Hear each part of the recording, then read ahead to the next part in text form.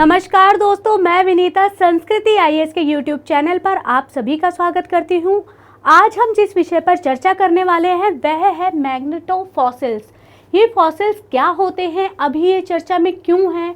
क्योंकि अभी जो हमारे वैज्ञानिक हैं उन्होंने अभी जो नए मैग्नेटोफॉसिल्स खोजे हैं वो जो है बहुत नई एज के हैं। तो देखते हैं, आगे बढ़ते हैं, देखते हैं पूरा टॉपिक विस्तार पूर्वक। पहला, ये चर्चा में क्यों बने हुए हैं? क्योंकि जो हमारे गोवा के वैज्ञानिक हैं उन्होंने देखा कि बंगाल की खाड़ी में जो मैग्नेटोफॉसिल्स हैं उनकी एज तकरीबन जो है 50,000 साल पुरानी है। अब देखिए ये हमारे लिए इम्पॉर्टेंट क्यों हो जाता है, क्योंकि बंगाल की खाड़ी में की गहराइयों में वैज्ञानिकों ने एक तो इतने 50,000 साल पुराने जो है हमारे तलछटी की खोज करी है। उस तलछटी में ये जो हमारे मैग्नेटोफॉसिल्स हैं ये पाए गए हैं। ये अब तक के कहा जा रहा है सबसे कम उम्र के मैग्नेटोफॉसिल्स हैं। ऐसा क्यों कहा जा रहा है? क्योंकि जो अधिकांश मैग्नेटोफॉसिल्स होते हैं या जिन सेडिमेंट्स में वो पाए जाते हैं उनकी जो एज मानी जाती है कि उनकी जो उत्पत्ति हुई थी वो पैलियोसिन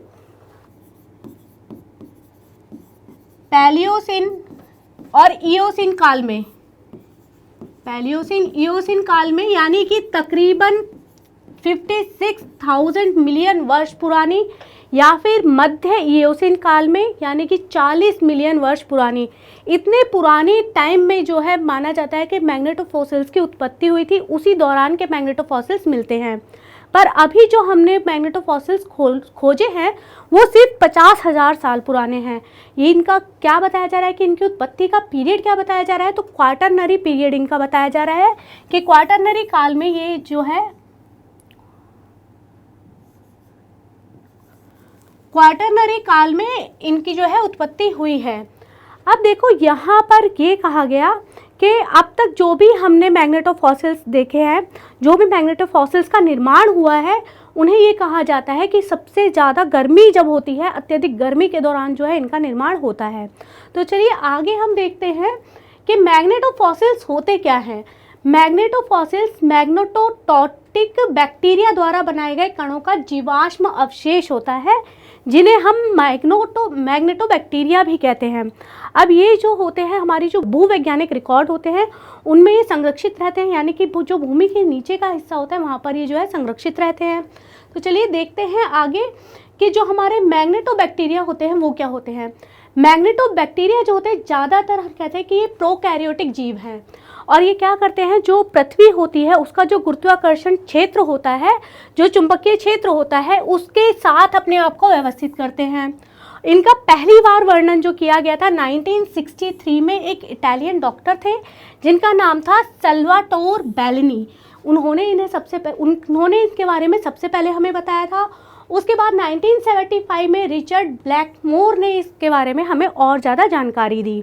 तो ये जीव उन स्थानों तक पहुंचने के लिए चुंबकीय क्षेत्र का अनुसरण करते थे जहां पर जो ऑक्सीजन की सांद्रता है वो इष्टतम होती थी। जैसे हमने बताया ना कि चुंबकीय क्षेत्र में रहते थे, तो जहां पर ये जो हमारी ऑक्सीजन है उसकी सांद्रता इष्टतम होती थी, वहां तक जाने के लिए ये अपने चुंबकीय क्षेत्र का अनुसरण करते थे। अब जो हमारा ब्लैकमोर था, ब्लैकमोर ने क्या करा था कि एक इलेक्ट्रॉनिक माइक्रोस्कोप के द्वारा इसने जो हमारे मैग्नेटोफॉसिल्स हैं उनको देखा और पाया कि यहाँ पर जो बैक्टीरिया है, बैक्टीरिया में छोटी छोटी जो है थैलियाँ बनी होती हैं, और उन थैलियों में लोहे से भरपूर नवीन संरचित कण होते हैं। मतलब लोहे के कुछ कण टाइप के होते हैं जो क्या करते हैं, उसके लिए कंपास का काम करते हैं। उसको एक डायरेक्शन बताते हैं कि क्या डायरेक्शन है। मतलब कंपास जिस तरीके से हमें डायरेक्शन बताता है कि नॉर्थ है, ये साउथ है, उसी तरीके से जो मैग्नेटोफॉसिल्स होते हैं उनके अंदर जो थैली में कण होते हैं वो इन्हें डायरेक्शन बताते हैं।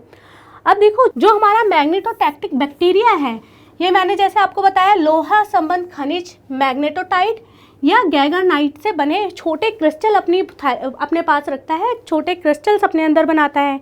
ये क्रिस्टल जो है क्या बताते हैं, जो हमारा बदलता हुआ ऑक्सीजन का स्तर है या जिस जल निकाय में वो रह रहे हैं जो मैग्नेटोफॉसिल्स, वहाँ पर जो सैचुरेटेड तलछट है उसके नेविगेशन में मदद करते हैं। सैचुरेटेड या जिसे हम कहते हैं संतृप्त तलछट या सेडिमेंट्स जो होते हैं उनके नेविगेशन में इसकी हेल्प करते हैं। चलिए आगे देखते हैं। हम आपको बताएं कि अभी कहाँ पे मिले हैं, बंगाल की खाड़ी में मिले हैं।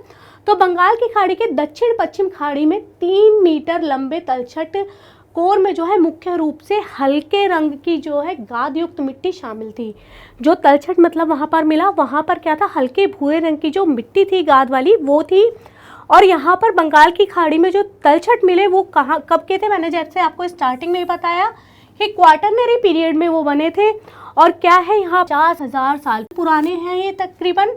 और अब तक के जो सबसे कम उम्र के विशाल मैग्नेटोफॉसिल्स ये बताए जा रहे हैं। इतना आपको समझ में आया कि सबसे कम उम्र के विशाल मैग्नेटोफॉसिल्स बताए जा रहे हैं। अब देखो, जो हमारे पारंपरिक मैग्नेटोफॉसिल्स होते हैं वो बहुत ज़्यादा विशाल नहीं होते।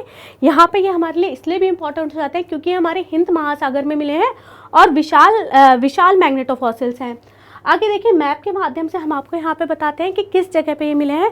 तो ये जो एरिया आप देख रहे हैं येलो कलर से, यहाँ पर इन्हें पाया गया है। और ऐसा माना जा रहा है कि जो हमारी गोदावरी नदी है, कृष्णा नदी है और पेन्नार नदी जो है, ये जो गाद लेके आती हैं अपने साथ, जो भी पदार्थ लेके आती हैं, उसके द्वारा यहाँ पे जो सेडिमेंटेशन होता है, यहाँ पे वो एक तलछट बना है, सेडिमेंटेशन हुआ है और सेडिमेंट बना है। तो यहाँ पर इन तीनों नदियों के द्वारा लाए गए गाद को उसके लिए रिस्पॉन्सिबल माना जा रहा है। तो चलिए आगे देखते हैं कि हमारे जो अभी वैज्ञानिक हैं उन्होंने क्या खोजा है। तो देखो, अब से पहले जो भी अध्ययन हुआ है, पिछले जो भी अध्ययन थे, उसमें ये कहा गया है कि जो हमारे मैग्नेटोफॉसिल्स की जो ओरिजिन है वो कहाँ पर होता है, जहाँ पर हाइपरथर्मल वेंट हो। हाइपरथर्मल वेंट्स। अब आप देखिए, हाइपोथर्मल वेंट्स क्या होते हैं। जो हमारी दो प्लेट होती है ना, टेक्टोनिक प्लेट्स, या तो वो एक दूसरे के पास आ रही हों या दूर जा रही हों, और उनकी वजह से वहाँ पर क्या हो रहा हो, वॉल्केनिक इरप्शन हो रहा हो, और उसके कारण जो हमारा समुद्र है, समुद्र का पानी गर्म हो रहा हो। जैसे कि मैंने आपको स्टार्टिंग में बताया कि जहाँ पे अत्यधिक गर्मी होगी वहाँ पर ये इनकी उत्पत्ति होती है। अब साथ ही साथ ये कहते हैं कि धूमकेतु प्रभाव के कारण भी इनकी उत्पत्ति होती है। और समुद्री वेंटिलेशन में जो परिवर्तन होता है या अपक्षय होता है, या जहाँ पर जो है हमारी ऑक्सीजन की मात्रा कम होती है, वहाँ पर इनकी उत्पत्ति के साक्ष्य पाए जाते हैं। अब जो हमारे साइंटिस्ट हैं, नेशनल इंस्टीट्यूट ऑफ ऑर्गेनोलॉजी के, जो गोवा के इंस्टीट्यूट के साइंटिस्ट हैं, उन्होंने क्या करा, उन्होंने एक सैंपल लिया इस तलछट का और उसको ई माइक्रोस्कोपी और चुंबकीय विश्लेषण को, दोनों को उसमें एक साथ यूज़ करके उसका जो है एक स्टडी करी, उसको पूरा देखा। तो उन्होंने ये देखा कि जो नीचे हाथ से हमने तलछट निकाला, उसमें जो सेडिमेंट निकाला, सेडिमेंट रॉक्स जो हमने निकाली, उसका जो रंग था वो हल्के भूरे रंग का था। गादयुक्त मिट्टी उस तलछट में थी। ये सब उन्होंने देखा। साथ ही साथ उन्होंने देखा कि इसमें प्रचुर मात्रा में जो है बेंथिक और पेलेंटिक फोरा मैनीफेरा पाए गए हैं। अब ये क्या होते हैं, ये हमारे जो समुद्र तल के पास पाए जाने वाले और पानी पे जो है स्वतंत्र रूप से घूमने वाले जो एक कोशिकीय जीव होते हैं। अब यहाँ पर जो उन्होंने माइक्रोस्कोप यूज़ करा, माइक्रोस्कोप के माध्यम से जब उन्होंने मैग्नेटोफॉसिल्स को देखा, तो उन्होंने क्या देखा कि ये जो है जीवाश्म जो है सुई, स्पिंडल, गोलियां और भाले के आकार के समान हैं।